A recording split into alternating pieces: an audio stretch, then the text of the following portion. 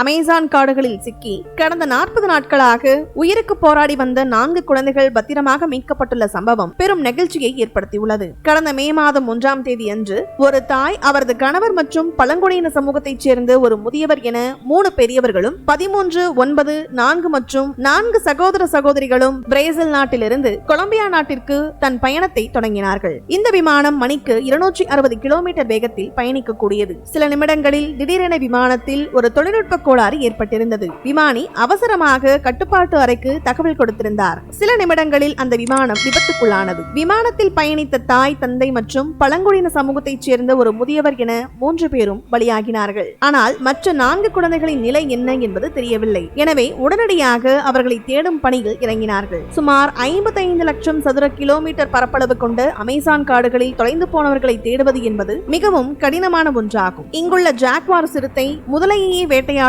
அளவிற்கு வலுவானதாகும். அதே போல ஆலையை விழுங்கும் அளவு கொண்ட மலைப்பாம்பு, விஷப்பாம்புகள் என ரத்தத்திற்கும் சதைக்கும் இயங்கும் பல மாமிச உண்ணிகள் இந்த காட்டில் வாழ்கின்றன. குழந்தைகள் இந்த மிருகங்களிடம் சிக்கிக் கொண்டார்களா அல்லது பாதுகாப்பாக இருக்கிறார்களா என்கிற யோசனையில் தேடுதல் வேட்டை தொடங்கியது. அந்த தேடுதலின் போது விமானம் விழுந்து நொறுங்கிய இடத்திலிருந்து வெகு தொலைவில் ராணுவத்தினர் குழந்தையின் பால் புட்டியும் சிறிய அளவிலான டென்ட் ஒன்றையும் குறிப்பிட்ட இடத்தில் பார்த்துள்ளார்கள். இதனை பார்த்த பின்னர் குழந்தைகள் உயிருடன் இருக்கும் விஷயம் உடனடியாக கொலம்பியா அதிபருக்கு தெரிவிக்கப்பட்டது. மேலும் குழந்தைகளை தேட 8 திசைகளிலும் ராணுவத்தினர் களமிறக்கப்பட்டார்கள். இந்த தேடுதல் வேட்டையில் குழந்தைகளின் தடம் பிடிக்கிட்டாத நிலையில் உள்ளூர் பழங்குடி மக்களின் உதவியை ராணுவம் நாடியது. இறுதியாக 40 நாட்களுக்கு பின்னர் குழந்தைகள் கண்டுபிடிக்கப்பட்டார்கள். இந்த கொடூர விபத்திலிருந்து 4 குழந்தைகள் மட்டும் உயிர் பிழைத்துள்ளார்கள். அந்த 4 குழந்தைகளும் அங்குள்ள பழங்குடியினர் வகுப்பைச் சேர்ந்தவர்கள். இதனால் அவர்களுக்கு காடு நன்கு பரிச்சயமாகியிருந்தது. இதனால் சுமார் 40 நாட்கள் அமேசான் காட்டில் கையில் கிடைத்த செடி விதைகளை சாப்பிட்டு உயிர் பிழைத்துள்ளார்கள். சிறு வயதிலிருந்தே அந்த குழந்தைகளுக்கு இதெல்லாம் சொல்லிக் கொடுக்கப்பட்டு வளர்க்கப்பட்டுள்ளது. இதனால் காட்டில் தனியாக இருந்தபோது அவர்கள் எளிதாக இந்த பழங்களை அடையாளம் கண்டு சாப்பிட்டுள்ளார்கள்.